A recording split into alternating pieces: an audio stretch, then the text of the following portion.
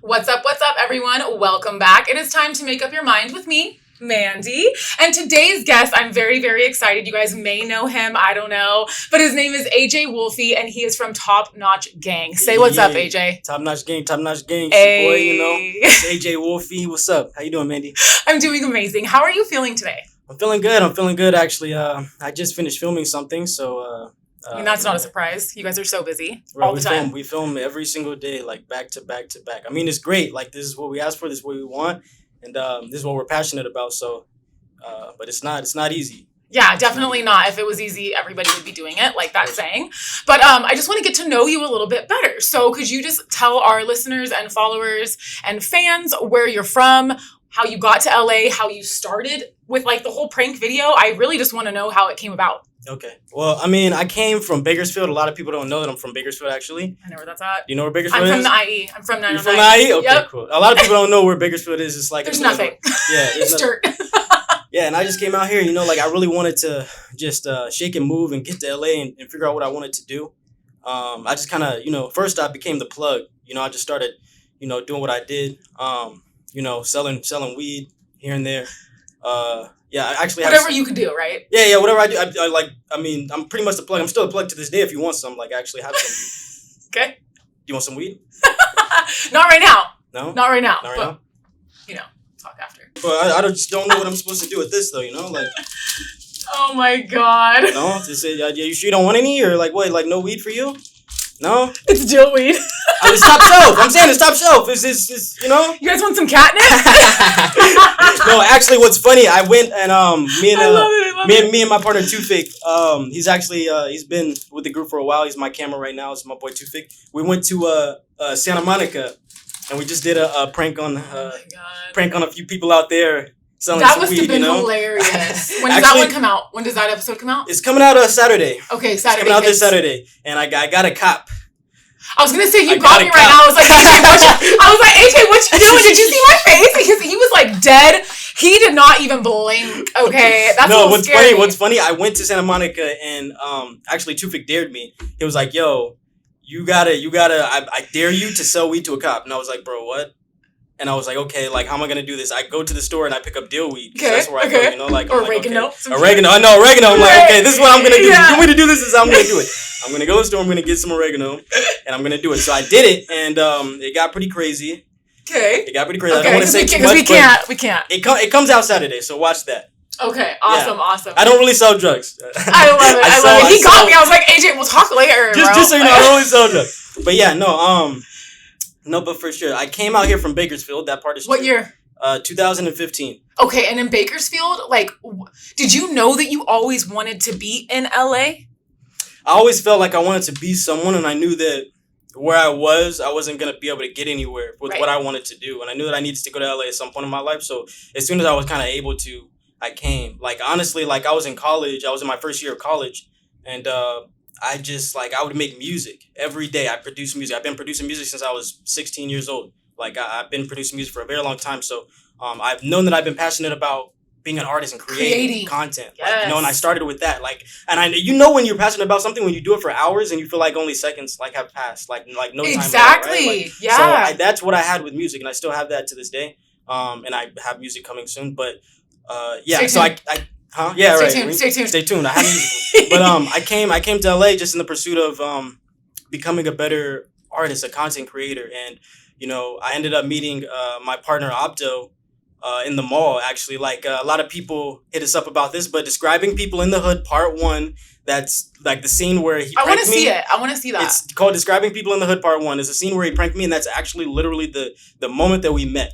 Like, it was meant to be. It was a romance. It's funny because I go to that video to this day. I look at the comments and people are like, "That's Wolfy. That's Wolfy. That's Wolfy." I'm like, okay, guys, like that's how we met. Like everyone's asking, like, "How is Wolfy in this? How is Wolfy?" That is so But funny. It's really authentic. I mean, and that's what I love about our channel is that it's authentic and it's real and it's a part of our lives, and we just want to share that with you guys. And it's like I look back on the channel and it's kind of like looking at like all of our historic moments. Like, just as friends, like, behind the scenes. Yeah, memories, like, what we're able to put out to show you guys, but also behind the scenes. Like, when I go back and I see videos like, like just punched, jumped, a bunch of videos that we've done in the past years. I think about what it took to make those videos. What did it take to make those videos? Can you share some of that with us? Okay, so I mean, it's a lot of work. It's a lot of behind the scenes work. I mean, it's hours, it's days. Going up to people. Like the finished product is I feel like we try to make it as seamless as possible, as entertaining as possible for you guys to just watch. But actually filming it takes a lot of work. And then not even counting the editing. Hours of editing. Man. Whatever takes us to film, say it takes a couple days to film, it takes us a while to edit. We've gotten better editing now, for sure. Honestly, than we were back before. But editing is a long process, and again, you have to be passionate about it. We're passionate about filming. We're passionate about our content, and we're passionate about editing too. That's what it's all about. And everything, yeah, it all comes from us. The music is produced by myself. All the content is shot, edited by us. It must feel so good to know that it's all you. Do you know what I'm saying? Because then when it takes off, then you feel so much more appreciative. Right. And I want to backpedal a second. So I really loved what you said about how you said you knew that you wanted to be someone or you were someone and a creative, what have you, but you knew you couldn't do it in Bakersfield. Yeah. I think the number one advice that I would give to everybody if they want to be an entrepreneur, creative, what have you, or go after their dreams, you have to leave your hometown.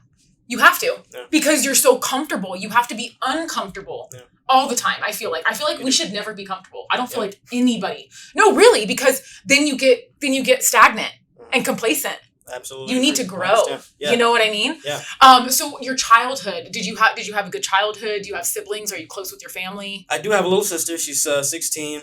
What's her name? Aaliyah. Shout out Aaliyah. Shout out to Aaliyah. I love her so much. She's really good at sports. Okay. Really good at sports. Amazing. Whatever she plays, she's A1 athlete. She actually has scholarships going to college already.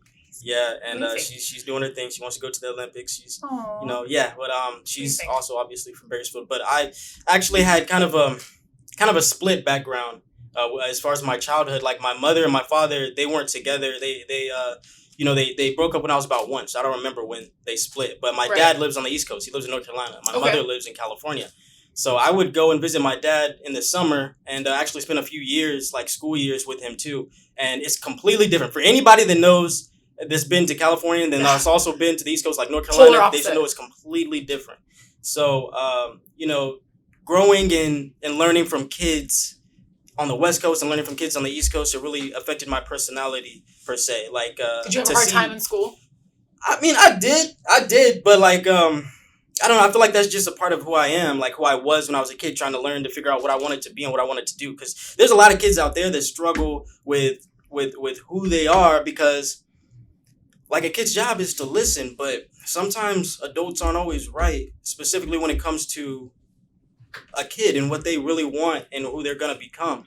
I feel like adults are very I mean, it's like they want their kids to grow up to be great. Everybody wants their kids to grow up to be great, but at the same time, they need to be able to grow to understand who they are too. Because like my mother, for example, she went to college for 10 plus years, right? Went to the Army, went to college for 10 plus years. She has 2 master's degrees. She's going back to get her PhD. She loves school. She gets straight A's. Okay, that's just not a part of my personality. Yeah. And I just wish it would be easier for me, but.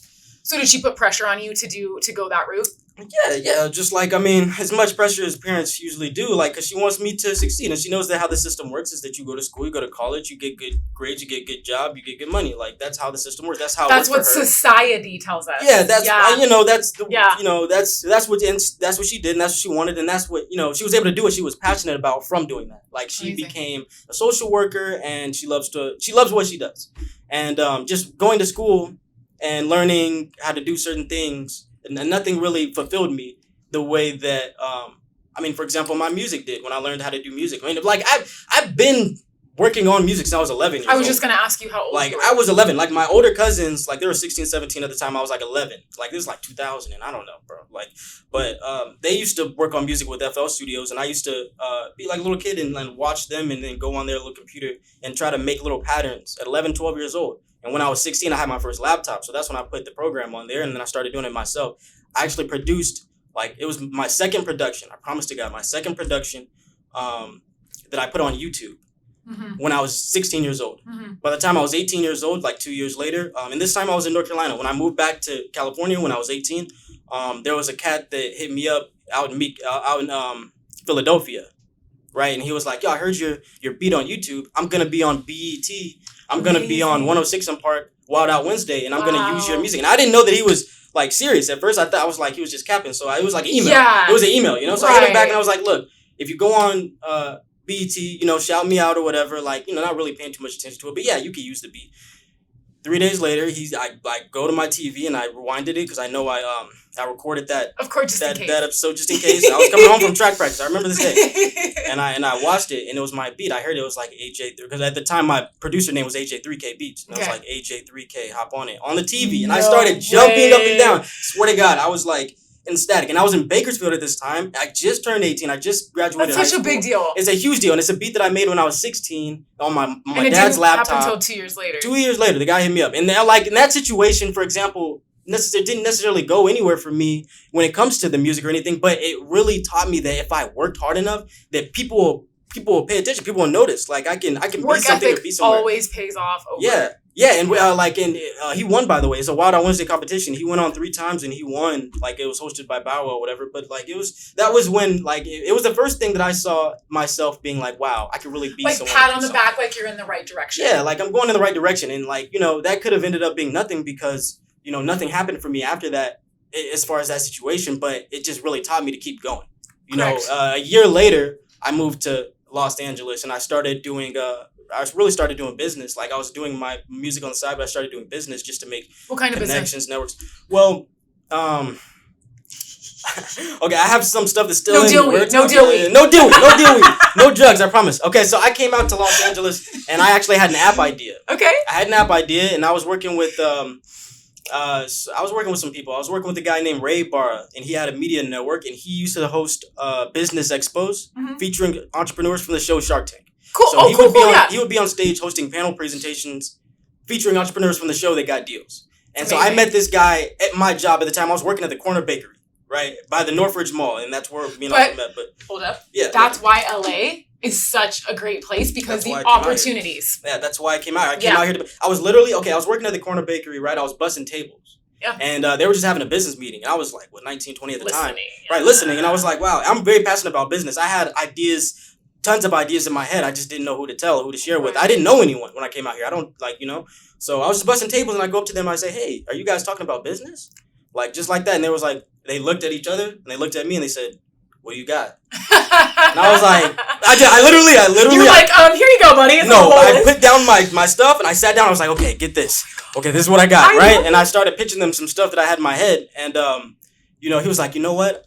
Stay right here. I want you to meet this guy. And his name's Ray Barra. It's a friend of mine, blah, blah. We're actually here to meet him. Thank you, Ray. So he comes like 10 minutes later. And he's like, what do you got, right? I told him the same exact thing, pitched him the idea. Then he ends up inviting me to his event that he hosted. Okay. I didn't know who he was at the time, obviously, but he was like, come to this event. I'm having entrepreneurs from Shark Tank there. Just come and learn. I was like, cool. So I Ubered all the way there when it happened, and I feel like he was surprised that I came because I was the youngest one there. Everybody that was there in the audience was, older, had businesses or whatever. I was just a kid that was eager to learn and to understand, And so he allowed me at the end of the panel presentation to ask a question to the entrepreneurs. He gave me the mic and asked a question. Like 5 people from the crowd, he picked me as one. So I was like, okay, this is my chance. So I asked a super dope question. I don't remember what the question was, but it was more so like I wanted to make the entrepreneur really reflect. And I wanted to ask a question that may be something that everybody can relate to, and everybody in the crowd can relate to, so that he would be impressed with the question, so that maybe he can invite me to the next event. So I asked a good question, he invited me to the next event, and we started going like that. Probably by the 3rd event, he was like, you know what? Listen, I love your energy. I want to bring you on as my protege, right? I want to mentor you. That's what he said. So I ended up developing this app idea.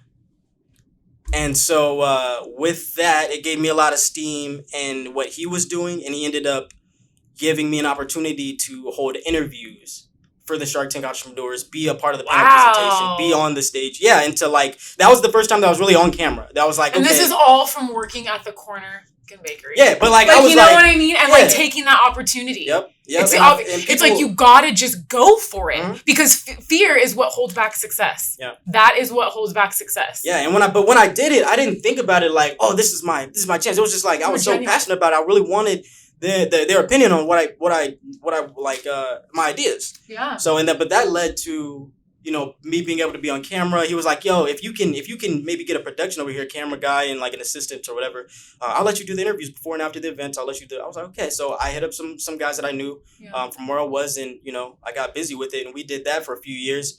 And while I was doing that, that's when I met Opto in the mall. And actually, where we were in the mall, where we were at a kiosk, and at the time I was managing the kiosk. Right? Like, I was working at the corner bakery at the time, but a year later, I kind of moved to the mall area, which the corner bakery and the mall are in the same parking lot. It's just, I moved over to there because there's something about that mall, honey, that gives you some good luck. Which mall? The Northridge Mall. Oh, yeah, I've been there. Yeah, the Northridge Mall. Yeah, I was there between 2015 to like 2017. I was in the parking lot, like that parking lot I was in, like the corner bakery. I worked at CPK, and I worked in the mall. Okay, now the mall specifically, I went over there because I knew that based off my personality and who I was, I needed to get into sales, commission sales, because working hourly wasn't my thing for tips. Because like I would even when I was at the corner bakery, I would try to get the system on my side, as in like get more tips. By like I know who went to CSUN. I know these people here because my brother went to CSUN. So when students come in, like maybe I sneak them like a cookie or something. They hook me up with a tip, and then on top of that, maybe they'll give me their information. When you just have like a business mind mentality by nature. Yeah, I used to live right next to CSUN at this time, so I would go and network with the college community because that's like I really wanted to go to college. Honestly, I really did, but I just couldn't. Like I couldn't. Like I didn't have the drive and motivation to just do the work to get the degree that I wanted, because I didn't want the job to go with the degree. I didn't want that. I wanted to create content in some way. I just didn't know how. Yeah. I just didn't know how. And like all my energy, just I focused it on sales and talking to people because I felt like I had a knack for it. I felt like I had a gift for talking to people. Like, so when I first started out in LA, I went from the corner bakery to working for a kiosk. And then when I learned how I could just get a job by working at a kiosk and make commission and hourly, and I could do all the sales, like I did more sales than anybody else around me just because you were hungry. I was hungry. I was starving. And the owner knows that. 3 months into it, I become the manager. 3 months into working for a kiosk. But it's easy. It's like, and I recommend this. Anybody that needs a job, and society's not the same right now because of everything. But like, if you need a job, go to the mall. I'm telling you, because it's very easy to do the mall, because the businesses, specifically the kiosks, and like a lot of the businesses are just, they're family owned. They're right then and there. The person that you're talking to either owns the kiosk or is working very closely with the person that owns it. So if you need a job, it's interpersonal right there. And then work your way up. Yeah, and then you'll work. It's just dependent on a person rather than a whole company. It's like you have to work a certain amount of hours. You have to work no, like I'm going to go get this hourly, get this commission. I'm going to make double. I made double what I was making at the corner bakery at the time. And we're just doing sales at the mall. I was doing cologne. I was selling shoe cleaner. I was selling UFC gym memberships. I was selling hoverboards. I was selling phone repair, phone cases, phone repair. Did you do any shoe shining? Yeah. I worked for Shoe Cleaner. I promise. Nice, I worked for Refreshed. I worked for Shoe Magic. I worked for I've worked for like pretty much every mall, every job in the mall between 2015 to like 2018. So 3 years, you just killed it. Yeah, but like what I did, I loved it because it was very easy for me to sell, because I could just pull you over and I could sell you on something real quick. Like I could sell anything. Like, you know what I'm saying? Like that's just a part of my personality. My favorite movie is The Wolf of Wall Street. Like, I love that that's movie. kind of like what inspired my name. Wolfy, yeah. Because like I started like actually my team, when I started managing the kiosk, I started hiring, firing, training people, and I love to do that. I love to train people. I love to do the business thing. It's my passion. Besides the content, but they started calling me Wolfy because I was young and I was hungry, and it was based off the movie. So that's how awesome. My name came from. That's awesome. But yeah, I mean, I was at that kiosk when we met, and that was the kiosk that I managed, and I was actually training those people at the time. I wasn't even supposed to be there. And Opto has told me this story many times from his perspective, that he saw my red shoes, right? And that's what like gained his attention. I love red shoes. I wore red shoes like every day at that time. But he said he saw me, he circled back and saw me like 3, 4, 5 different times before he decided like, hey, I'm gonna get this guy. Maybe I can get a good reaction. And so he did, and I ended up hitting him up after I saw the video. It was actually my little sister who told me about the video. I didn't even see it. My little sister saw it, and she sent it to me, and I said, oh, this is the guy. He told me to hit him up. So I was like, I might as well hit him up, see if he needs anything. So he comes over to my house. And at the time I was living in Calabasas. This is 2018? This is 2017, over the summer. Okay. That's when we met. That's the day that we met. It was like July or June 2017. And he comes over to my house, and at the time I was living in Calabasas. I was renting out a room with a guy that was a producer, a friend of mine. We lived in the Hidden Hills. It was really nice. But he came over. I don't like Calabasas. That's fancy. Yeah, no, it was Hidden Hills. It was nice, bro. Yeah, like, yeah. Day, like when we met, like so he rose up, and he's like, "What's good? How you doing?" I was like, "Yo, it's nice to meet you, bro. It's nice to like kick it with you, because this is the first time that we got to kick it since we saw each other. Yeah. Like since we met." And I took him to my room. I showed him, some beats.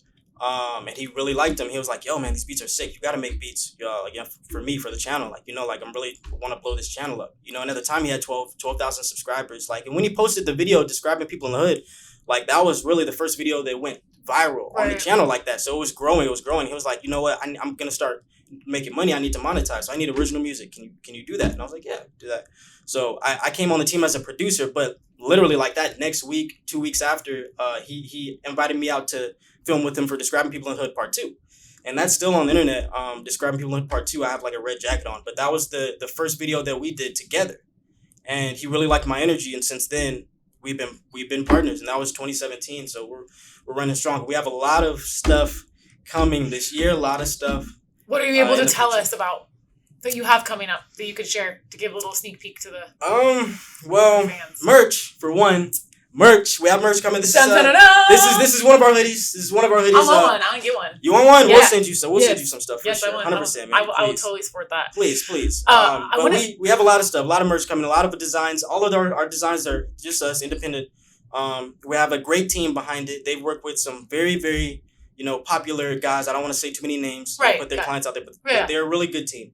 And so, so please, you guys go support that. Yeah, because, YouTube is great. We love YouTube. We've been able to build this platform on YouTube, Facebook, and we really want to engage with our fans more. We go outside and, people, like I'm blessed enough to say that a lot of our fans that see us, they really, they come up to us and they show us love. And I really love that energy. I love it, because we give them, like our genuineness. We give them, our hearts. We bleed. Like if you watch these videos, like we sweat, bleed. I want to ask you. We really do that. What does top notch mean to you? Okay, well, I'm gonna be honest. I know. I want you to be honest. Like this is all about honesty. Like I want to know what top notch means to you. Top notch, honestly, I would say it's everything.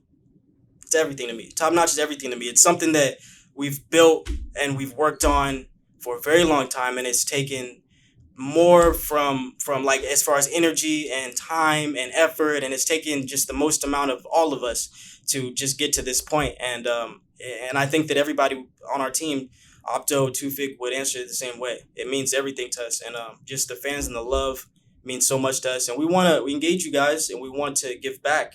If you've noticed in our content, a lot of our more recent content, we're giving back. I love that. I absolutely love that, honestly. Yeah, and we're getting a lot of positivity back from it. We love that too, because that's a great direction to go in. People want to see it, but it makes us feel good as well, because like this is how we actually are. Like we actually do that, but it's like, okay, and people also want to see it, and that's great. So we want to put that out there. But of course we're going to be doing our crazy stuff, because that's what we're known for. Top notch. Top notch is, and it's funny. Really, like I think about this, like from my perspective, what top notch is versus the perspective that other people see us, like the fans or like just people that watch our videos. I really take into account how they view us, and I want to maximize on that, on Wolfy, on my character, on who I am.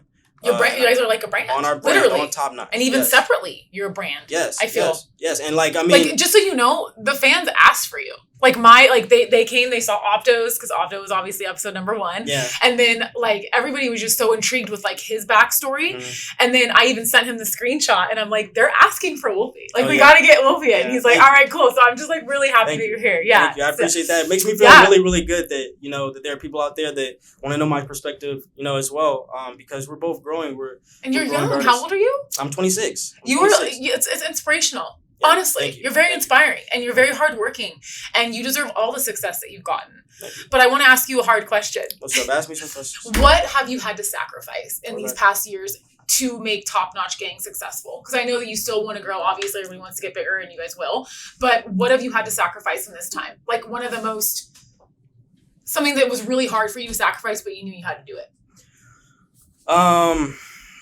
Because in business, honey, we gotta sacrifice. Man, I'll tell you, I'm gonna be honest, like I've had to sacrifice so much to get to where we are. We've all had to sacrifice a lot, but me specifically, personally, I've had to sacrifice so much. Like just because like when we first met, me and Opto first met, I was in like a big house in Calabasas at that time, and I was working 40 hours a week on my kiosk. I was managing 2 kiosks at the time. I had 2 teams. And a lot of the content in the beginning, I was like on and off it because I had to work so much, and but working paid the bills. YouTube didn't pay any bills for anybody at the beginning.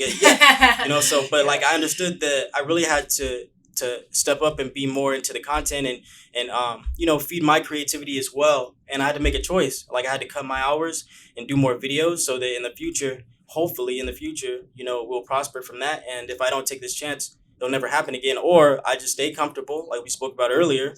Being comfortable is bad, right? I can stay comfortable in my house in Hidden Hills, Calabasas. Working kiosk mall, got my team. If I don't want to show up to work, I tell somebody else to do it. I hire fire who I want. I'm the boss. But like I had to sacrifice that in order to do a lot of the filming, just off of the location. Like Opto was based in Glendale and I was in Calabasas, and a lot of filming was done in either in Glendale or in Los Angeles. Sometimes we would do it in Woodland Hills, but most of the time it was somewhere in that Los Angeles area. I wasn't able to work and do both, so I had to I basically quit.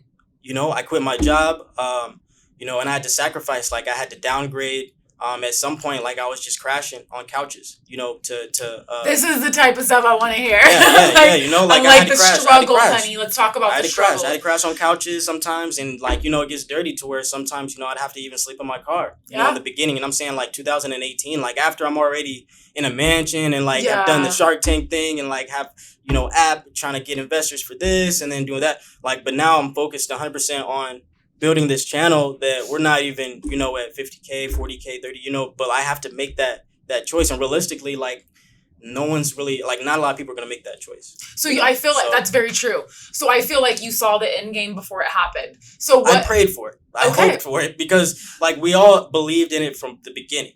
Right? And you can't do this if you don't believe. That's all that matters. Yeah, we believed in it from the beginning. We saw it from the beginning, and we still have a ways to go. And we still see more to come. But it was definitely like you could see something, but you also have to deal with the reality of what's happening today as well.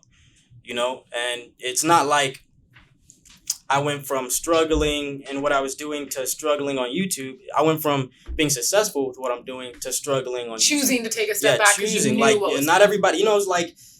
I hear stories about some people, like people ask me for advice, like close friends or whatever. They'll say like, I live with my parents, what do I do? This and that. I want to move out. I want to do this, but they don't really have the courage for it. Not everybody is going to do that. And everybody can do that. That's not always right for you, It does take courage. Yeah, it takes courage. But if you know that that's the only way that you're going to get from step A to step B is to do that and to, leave a comfortable situation, you got to do it. I live, eat, and breathe that. Yeah. I moved out of my mom's house and ended up, I was struggling for a little bit, but I ended up in basically in a mansion. Yeah. And then I moved out of my mansion to focus on a couch to do YouTube. Exactly. Because like we weren't making the money yet. Yeah.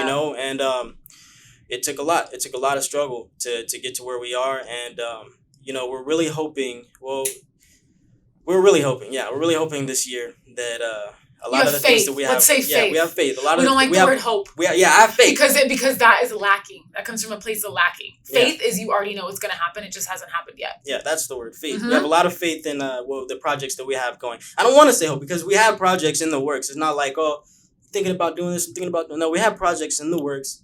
I just have faith that the fans will gravitate to it and it'll take off. It's just really about getting the right team and the infrastructure together, which we've done. And so now we're headed to it. What advice would you give someone who wants to do something but doesn't have the courage to do it? Like say somebody right now is like, hey, like I really want to do this, but I'm scared. What would you tell them? How would you get them through that? Well, I know you're not like a therapist or a counselor. I'm just saying. You're pertaining to like them wanting to achieve something, right? Yes. Okay, so like there's nothing. Like, what's the worst that can happen? Like, it's just like when you're trying to, like, I don't know, like some guys have issue talking to girls, for example. Like, what's the worst that can happen if you talk to a girl? She says no. Like, a pretty girl, she says no. But like at the end of the day, if you talk to 100 girls, finally somebody's gonna say one. yes. You know what I'm saying? So it's more about your persistence and it's about your energy. I feel like the universe brings to you what you put out into the universe. And if you have great energy, then great energy is going to gravitate towards you. And I feel like sometimes it's really just that simple. If you have energy goes where your focus flows. Yeah. Or energy flows where your I was right. Energy goes where your focus, yeah, right. Everything is energy. Yes. Honestly, everything is energy. Yeah, and I feel like some people just got to kind of step back and see who they are and feel who they are and decide for who they are, what they want to be. And really, all the advice that I can give someone is that it starts with what you're passionate about. Yes. Because if you don't do what you're passionate about, you're going to end up quitting whatever you end up doing. Yeah. So you're going to be unhappy. You don't want to be unhappy. Life is short. Absolutely. So, what about the pressure that comes with this success? So how are you dealing with that? Because I know it's like probably lots of sleepless nights. You're freaking tired, but you got to get this video done. Yeah. Choosing friends very wisely. Yeah. Absolutely. Because with success comes a little bit of who's really there for me and who's not, who really cares about me. Yeah. So how would you explain that? How do you deal with the pressure that comes along with this? Well, I feel like everyone deals with certain situations differently. For me personally, I like to be alone sometimes to just like take in and process situations and try to move a certain type of way. All of us, we've all made mistakes in our past, and we're going to continue to make We're going to continue to make mistakes. You don't want to, regret anything, but you want to look back on your mistakes. You want to learn on how you can move differently. And just, I feel like most pressure comes from, like you said, the people that are around you, for example. Like, because if you're alone, you don't necessarily feel a lot of pressure. It's like, it's really the anxiety putting the pressure on yourself. Right. And it's like physically, it can be like the anxiety that being around certain people, certain groups, or, energies going into, like, I'm going to tell you, like, if I'm with my team and we go knock out a mission, then I'm going to feel a lot better than being with, another group of people or a group of people that I don't necessarily know and knock out a certain mission. Is because, not because of the mission or because of me, but it's because of the group of people that I'm around, how that affects me and my mental. You got to be comfortable. You got to relax. You got to understand, that not to take things too seriously. You don't want to stress too much about something, because then you can't get anything done at all. Because you're just focused on that. You're so stressed. You stress on all the stuff that you got to do, and you can't just knock out one thing at a time. Sometimes you have to take a L to move forward. For sure. Like maybe sometimes you get so stressed out that about taking an L, or it's kind of like going to the dentist or like going to the doctor to get a shot or whatever. It's you once it's the mental thing. You're like freaked out. You're freaked out. Yeah. Like the example from earlier, like talking to a girl. Like you're freaked out about the actual situation, but in reality, it's not that bad. And it's temporary. Yeah, it's temporary. It's temporary. Okay. So things, nothing lasts. Like I said, life is short. You just want to go for it. It's always worth it to go for it, even if you don't get it. Even if you get shut down by that girl, or if you get shut down by that job, or even if you don't get the views that you want to get, but you just got to keep moving forward. You got to keep moving forward. I love what you said. Everything you said, absolutely amazing. I agree with it, and I love it. I think that we don't lose, we learn. You know what I mean? It's like when in the losing process, it's like it sucks and whatever, but it's like if you didn't learn anything, you weren't paying attention. Right. You know what I mean? Right. What about when you guys do these videos and you bleed and get beat up and all that? Like, how do you go in doing that? Being like, cool, I might get knocked out. I might get shot. I might get stabbed. Let's do it. Like, how in the heck do you go forward with that? The thing is with that, like, we get that question a lot. Like, not everybody's going to go and do, like, real pranks like how we do. And we understand that with the things that we're doing, the reactions that we're getting, sometimes it's going to get crazy. And that just comes with that if we're going to do that content, if we're going to be, a part of that trend, like, to do those certain things. Like, I mean, it makes people laugh, and you just can't be scared. Like, you can't be scared to go up to someone and do these types of ideas, which, like I'm saying, that's just for especially us. Especially in LA. Don't do it. Don't do it at home. LA don't do none of this stuff at home, kids. That's a little risky, honey. No, it is. It definitely is. But especially in this time. I mean, like, people have to take a joke too sometimes. Yeah. You know, like we're not physically going up to someone and touching anyone or doing anything like that. Like we're using play on words to prank people and to like the double meanings. Like that's something that we came up with ourselves. Bro? You want to get smoked? I just like hear you guys right? Like it's just a trend. It's a funny trend. It's a really funny trend, and a lot of people ask for different ideas, and we just throw as many ideas out there as that we can when it comes to that. Which we do have a lot of other ideas that we do, like fake employee pranks that we've done. We've done like fake karate sensei, which that was crazy.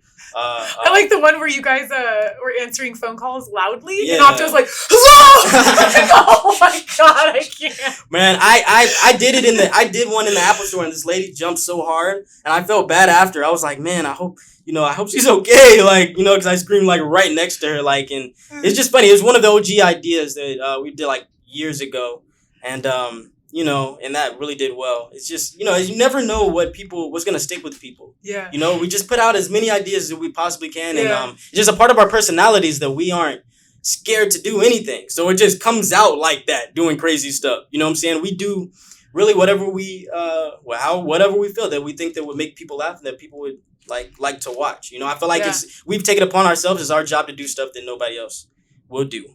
For sure. We're top-notch gang. Top-notch idiots. Hey. Do you take suggestions from fans ever? Oh, of course. Yeah? A lot of times I'll go through and I'll look the ideas that people send us.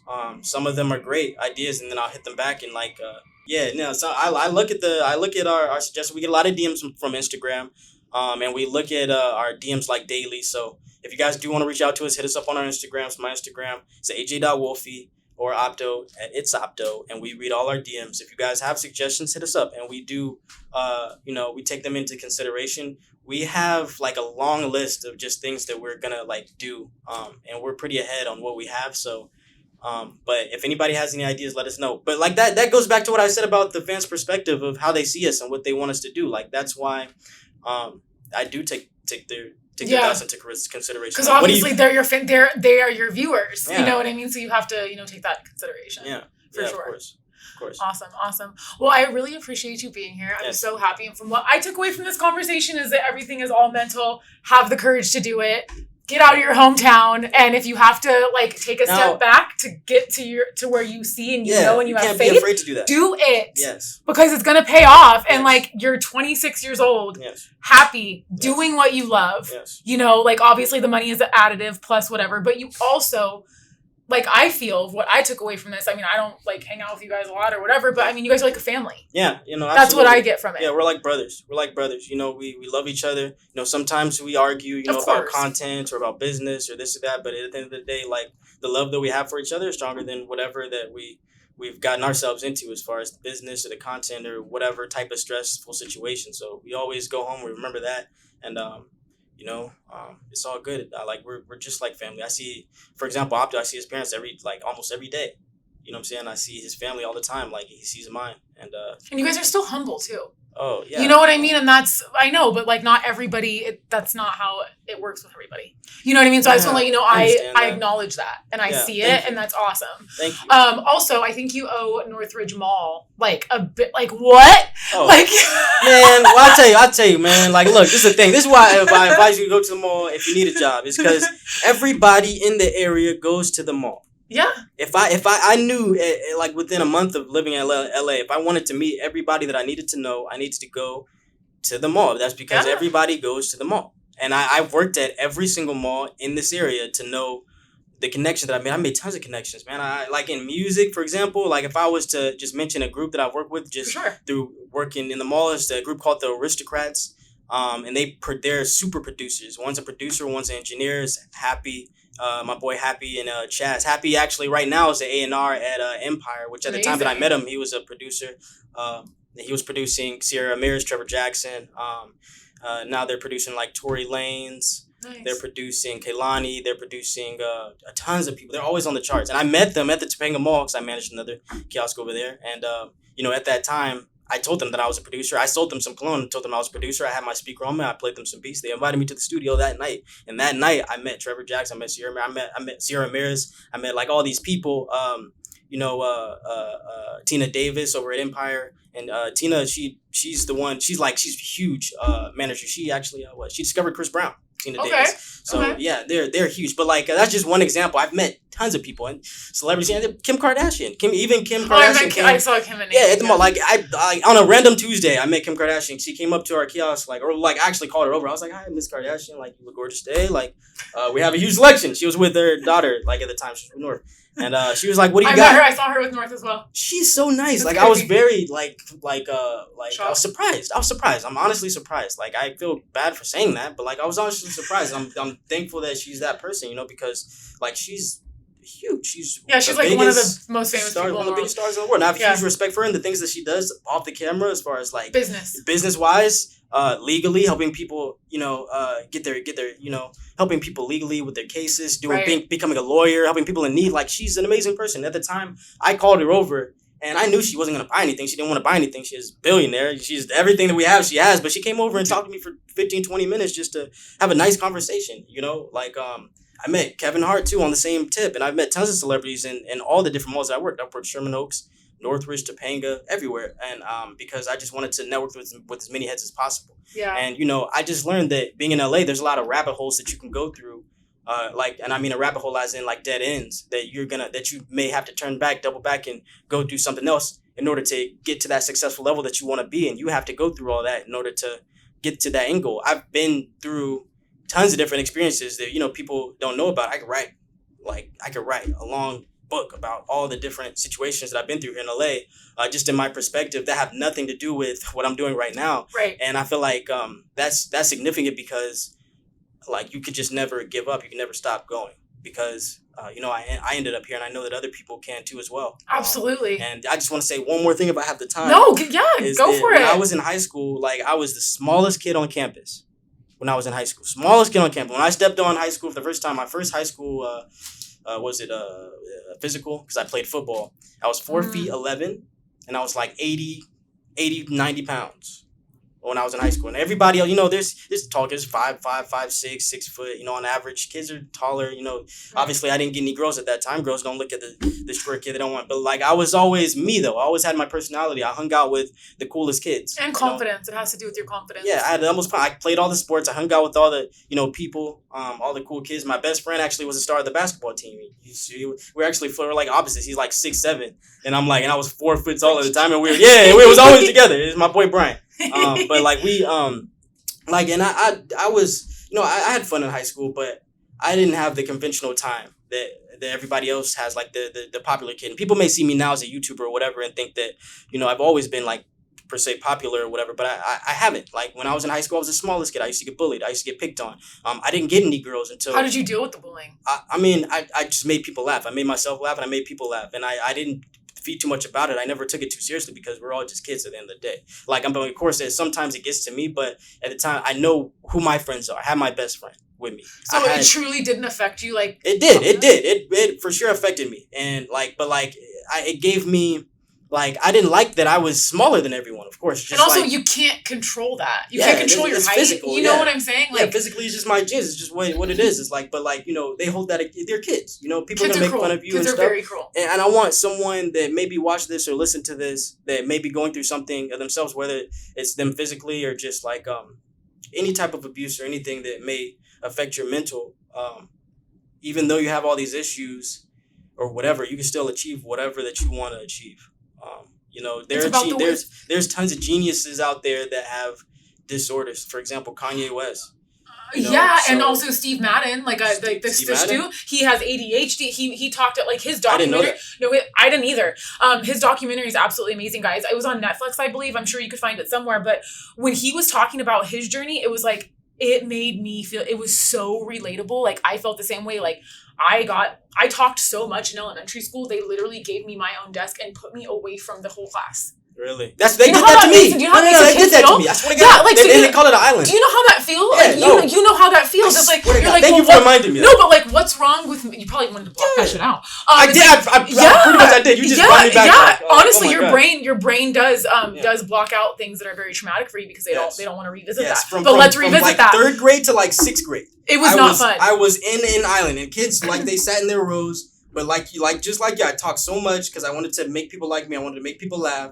It's because the teacher hated me. Do you know why? It's because we have so much to offer this world. That's how I feel. Like, I was just like, I want to connect. I want to be friends. Let's do this. Like, fuck school. Like, no, seriously. Like, I don't want to do school. Like, let's hang out. Let's do stuff. Like, how are you? What are we doing? Like, school isn't for people that, like, no, school isn't it's for not. the kids that... It feels like a fucking prison. Yeah, like... To me, at least. Seriously. Honestly, but, like, there are kids they're great at school that just, like, look at kids like us, like, what's wrong with you? All you gotta do is your homework. Cool. You have fun, you go be a teacher. Cool. Yeah, awesome. It's not for us, you know? And I feel like they should put more money and more effort and more work on, like, the school system should put more work on understanding that kids like us, content creators, business owners, you know, we exist as children. We're gonna be successful one day, but we need to understand that our energy, like, we may not just be like lazy, we may not just be defiant or not wanting to do our homework, whatever. We're just not passionate about these subjects, history, science, math, whatever. Like, we understand that this is what we got to do in order to get to the next level, but that's it. It's not something that brings us joy and fulfillment in our lives as adults, right? Yeah. So it's like there are kids out there that exist and that feel that type of way, but don't know that they feel that way because they don't know. They think that they're wrong. They think that something's wrong with them, right? Because that's what adults tell them, like, you know. And it's not cool unless you're really good at sports. Then it's like, oh, well, you can just do sports, right? Unless you're really good. I was actually my whole life. I had a scholarship in track my senior year. But that's it. I did track. I was really good at track, but like I really wanted to do football. I just didn't have the size. But I did track, and I ended up going to state. And I got one scholarship to one school out of state, and I thought about pursuing it, but I knew I was like, I'm not going to go to the Olympics, so I might as well not even just go pursue that. I'm going to go to LA and see what happens. And it worked out. And we're here. Yeah, so just take it away, guys, from this conversation. If you're told that you're too much or you're too this, you're too that, like, don't let that mess with your mind. Because those are other people's opinions and perspectives that they are putting that pressure on you to be somebody that you're not or you don't feel comfortable with and you're not happy. Like, you have to find your passion. You have to find your love, and that will give you purpose. And then everything else will follow after that. I promise you. I promise you. Think about this. Next time somebody tells you something that affects how you think, like something mean or something, think about this. Think about how that person really feels about you. For one, they're going through shit, right? That's a reflection of how they feel, right? But on top of that, think about it. Like, this person that's telling you something negative about you, they don't care about you, right? They don't care about you at all. So if you think about that in a literal sense, it's like when they're done talking trash about you, they're not gonna think about it. They're not gonna think about it. So neither should you, right? Like, you should take into perspective what your partner thinks, your girlfriend, your lover, your boyfriend, your family, your husband, wife, your best friend. You know, people that actually care about you and love you. You surround yourself with that, and you know. And just try to keep moving forward. Try to keep moving forward. Amen. I think that's a great note to end on, guys. So again, AJ, can you please tell the listeners where to find you really quickly? Could you spell it out for our listeners as well? Yep. Just so. TNG Top Notch Gang, it's your boy Wolfy. Find us right now at Top Notch Idiots. Go to YouTube, Top Notch Idiots. That's TOPNOTCH space IDIOTS. Top Notch Idiots, Top Notch Gang. And find me on Instagram. That's at AJ.Wolfy, WOLFY. Just hit me up. I check all my DMs. Let me know what you think about me. Yes. And you already know I'm your host, Amanda Terry, but I do go by Makeup Mandy. And please follow our podcast because it is now an award-winning show. Yeah. And we are only on our 4th episode. Congratulations. Thank you so much. Thank you so much. We won the National Social Media Awards last night, you guys. Absolutely. So, yes, please follow us on Instagram. It is at Makeup Your Mind _podcast. Yep. And that is spelled with UR. And please support this, the YouTube channel. Give us some thumbs up. And I love you guys so much, and we'll see you next time. Yes, sir.